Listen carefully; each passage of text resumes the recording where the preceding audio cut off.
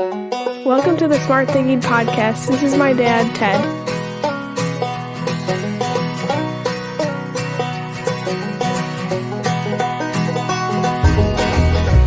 Welcome to the Smart Thinking Podcast. I'm your host, Ted Knightsky. How are you doing? I'm well, thank you. And you? What a very American way to simply say hello and move on with your day while you feign concern or care for another person. It's almost a burden to people if you answer that question with legitimate answers. How are you doing? Oh, well, I'm riddled with anxiety because my daughter is this, or I'm not sleeping very well lately because I can't stop thinking about that. And well, frankly, I don't know where I stand with this, so I can't really get motivated. Can you imagine if people actually answered that way? Yikes. Wait, what? But isn't that what we want? Isn't that what we actually want as leaders? Yes. And if you have a process in place and create the conditions, people will actually answer like that. And then you, as a leader, a friend, a loved one, can actually support another person. That's what I want to talk about today. Purposeful checkups and habits of inquiry so that you can look after, and look for ways to support others with your leadership and wisdom.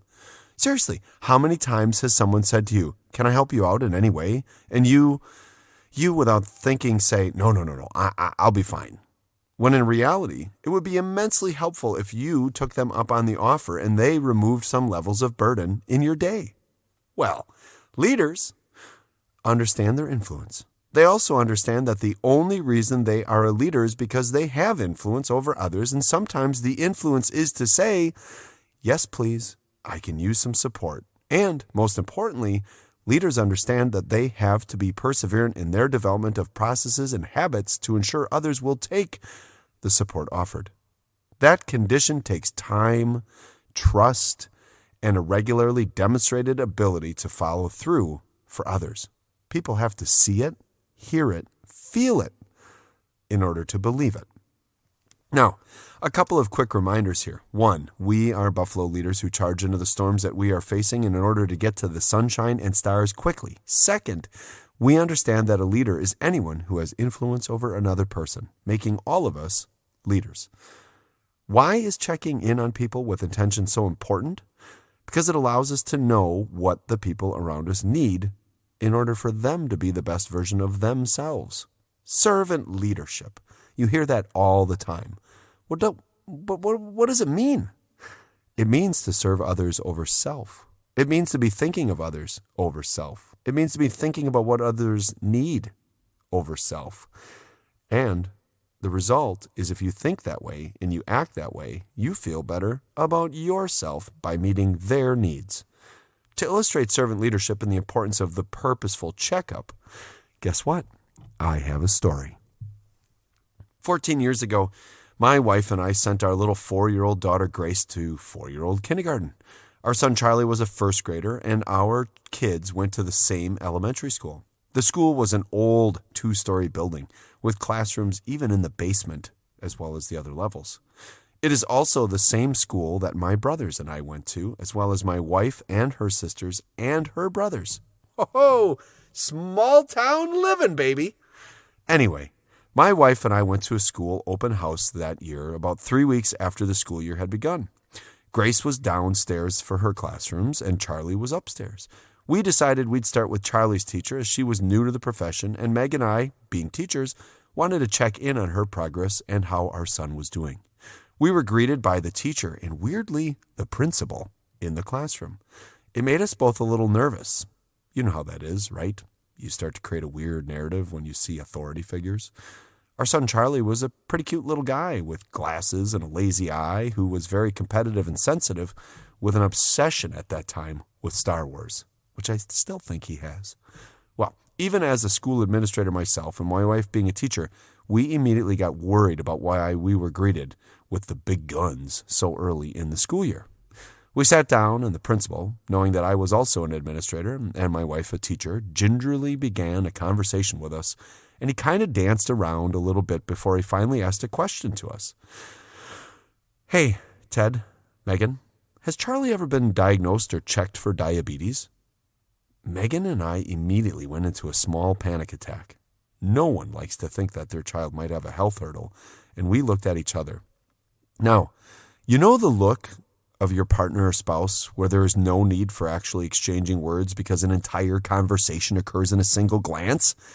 Yeah, we had that times 5. We said no, and I inquired, why do you ask? The teacher then went on to say that our little Charlie goes to the bathroom a lot more than any of the other kids, and it's not once in a while, it's every day. It's a few times in the morning and then right away before the lunch hour starts. She said he stands out in the fact that he leaves the classroom a lot to go to the bathroom. And she brought it up to the principal, who said, he might have diabetes. We said that we had never noticed that, but we would, without hesitation, take him to the doctor to have him evaluated as soon as possible. The discussion then switched to all of the normal stuff and fluff, and we exited the classroom. We got into the hallway and looked at each other.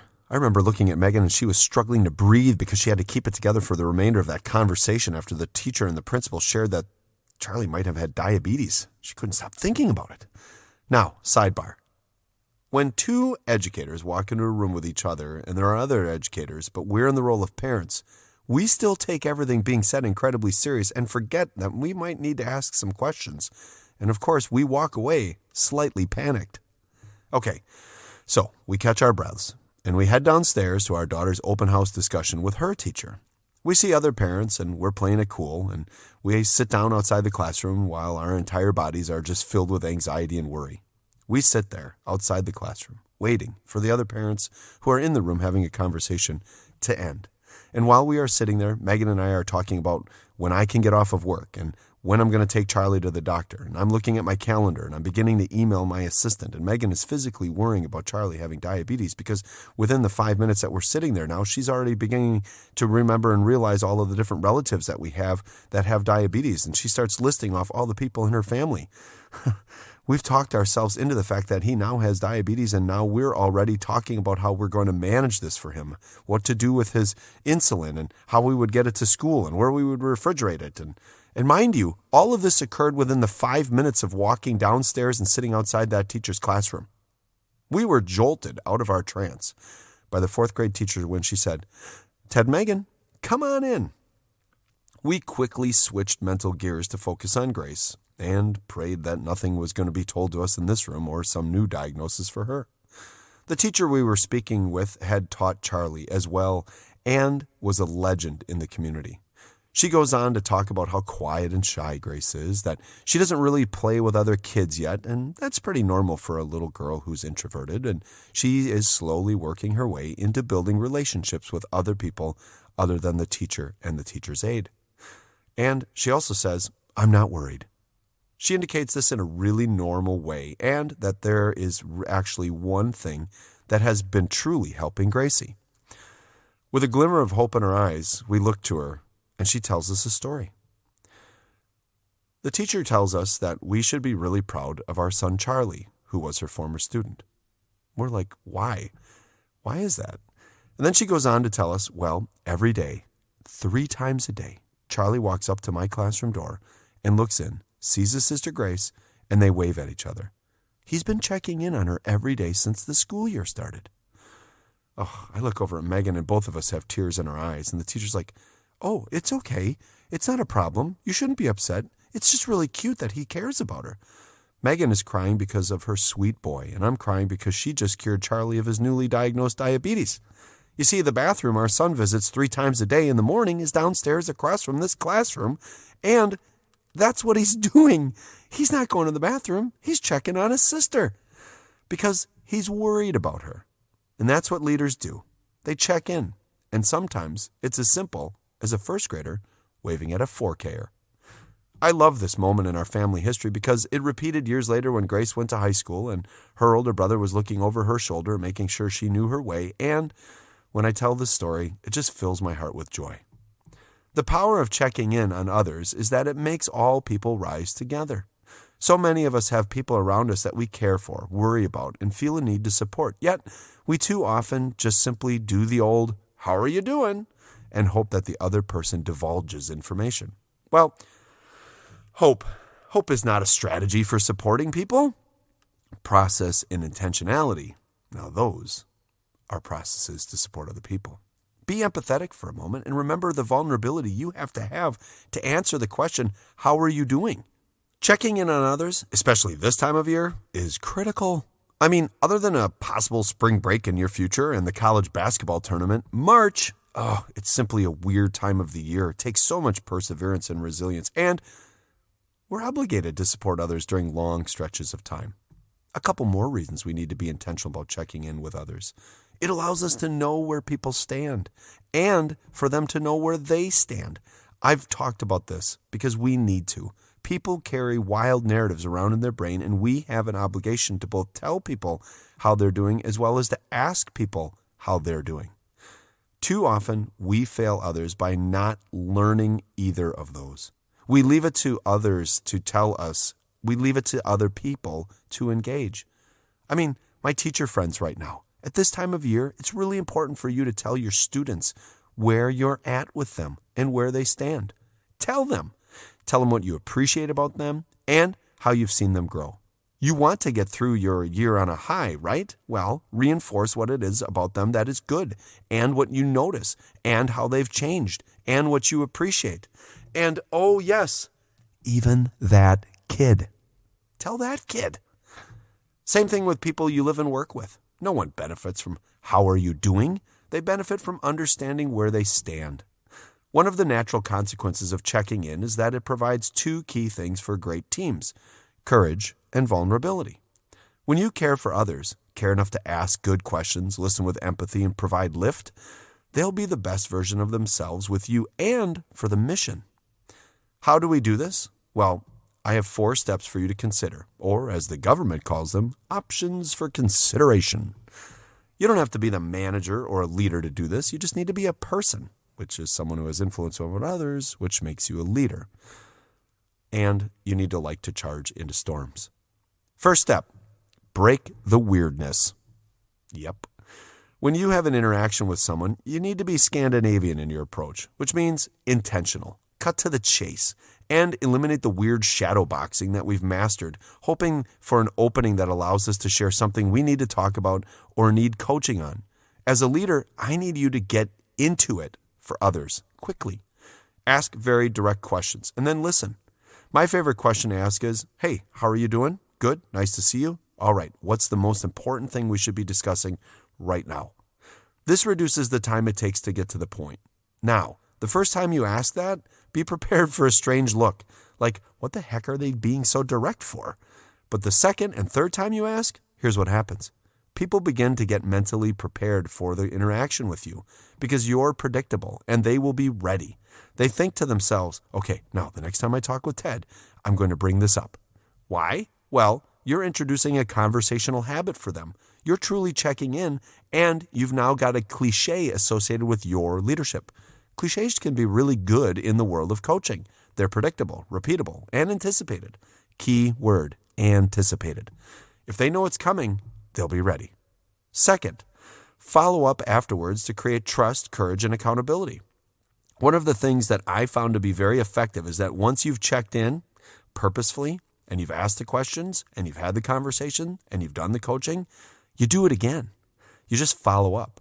I mean, you did just deposit some wisdom capital. You should see how your investment of time, energy, and concern paid off, right? Not for you, by the way, for them. Call a day or a week later and see how they're doing. Next level is to actually end every conversation with an, when is the best time for me to follow up with you? Did you hear the language there? I did not say, do you want me to? I said, when. They're not going to say, never. I don't want to talk about this ever again. They'll say, give me a couple of hours, a couple of days, give me a week. This creates accountability and courage. Courage. Because now they know they've got you on their side and waiting for further support behind them. Especially if they're facing something very difficult. It's especially reassuring to know that there's someone else invested in your journey and success. I mean, imagine how Gracie felt every time that her brother waved.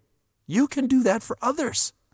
Third, and critical, don't care if they take your advice. The 4 words guaranteed to kill a trusting relationship are, I told you so. When you are checking in on others, you can't expect them to be you. You can't be disappointed if they went in a different direction, and you can't care if they took your advice or not. Just because it worked for you doesn't mean it will work for others. When you check in as a follow-up, there is no judgment because you don't know all of the conditions they're facing. If they moved forward with success, positive reinforce it.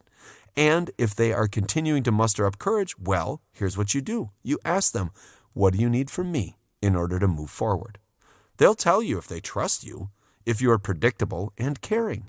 They won't if they know you'll have disdain for their lack of courage or judgment for not taking your advice.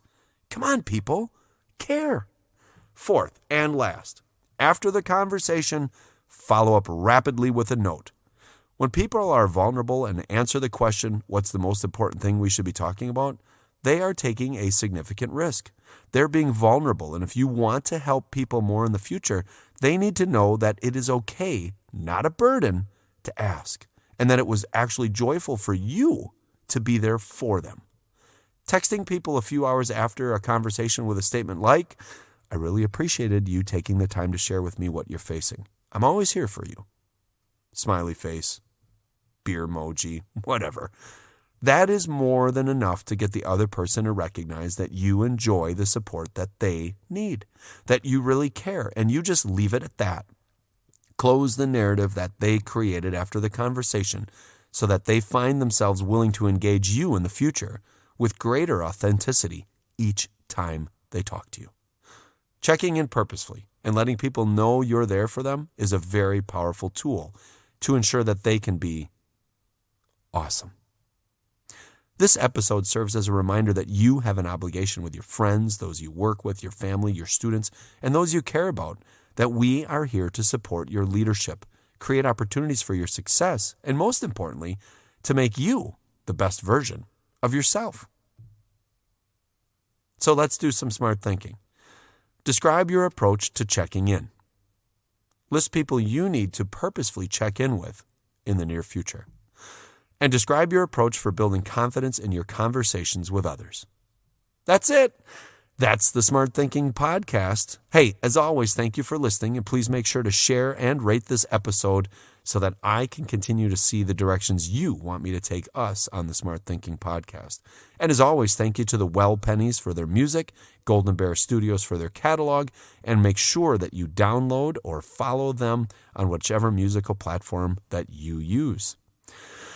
Okay, as we close out this week, I'll be off for the next couple of weeks from the podcast. I'm going to go do some adventuring with the family. I'm certain a story or two will take place or make its way onto the podcast in the future. So I'll be thinking about you, resting, reflecting, and re-energizing. I do, however, want to end with a lesson from my story to you about Charlie checking in on his little sister. When Megan and I left the room, I was actually smoking hot angry. Megan was relieved and I was stunned that within our little school, no one had discussed Charlie's visits to his sister. I wasn't mad at anyone in particular. I was frustrated that there wasn't a process. I now know that there was no intentionality around sharing concerns about the students and that all the issues we face are easily solved with the collaboration with others. And what I mean by that is within your organization and within your school, we've got to do better. We need to do a better way of having the information follow. We need to be intentional about our conversations and start tapping into the wisdom of everyone around us. That happens through conversations, purposeful check-ins. Schools have a natural flow of students and weirdly not a natural flow of information. Between levels, teachers, and others, we need to be looking for the reasons and roots of why people are the way they are. And that begins with purposefully checking in. Checking in with the other people that have been with our students. Or, if you work in healthcare, your patients. Or, if you work in business, your clients and customers. There is so much knowledge within organizations that stays within others that it creates new problems for the same issue. As leaders, we need to be intentional about our support for others. We need to be curious on behalf of others, and we can't settle for the response, "How are you doing?" "I'm good." Everyone has needs, narratives, and worries. If you ever find someone without those, well, go and get the defibrillator off the wall because their heart must have been turned off for a little bit. Each day, we can charge into the storms of our own and into those of others. Let's get nuts this week and let people know that we can do this with them, that we can do this for them. Ask what needs to be talked about and create processes to support their success. Focusing on the needs of others, well, that's rewarding and engaging, and that makes us the best Buffalo versions of ourselves.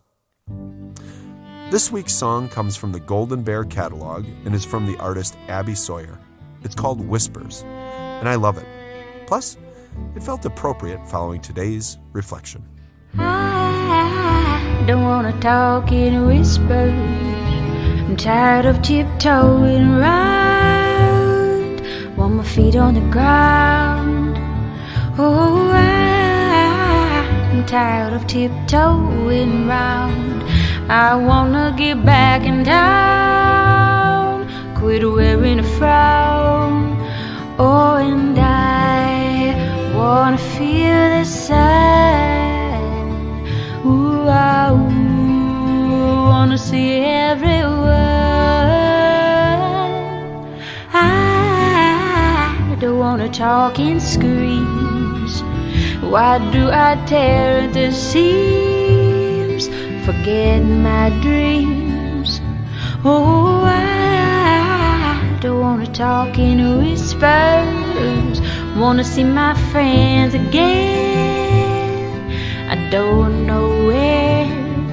Oh, and I wanna feel the sun. Ooh, I wanna see everyone. Oh, I don't wanna talk in whispers. I'm more the shouting kind. Oh, I don't wanna talk in whispers. Oh, it helps my mind. Oh, and I wanna feel the sun. Ooh, I wanna see everyone.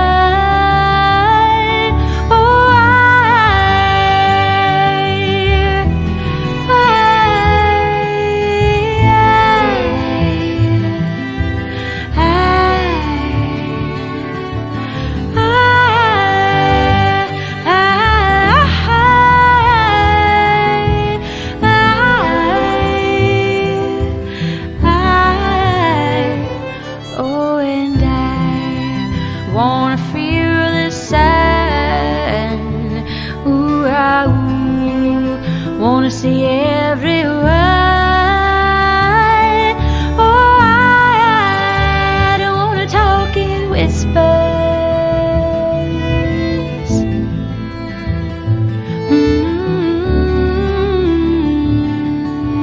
I don't wanna talk in whispers.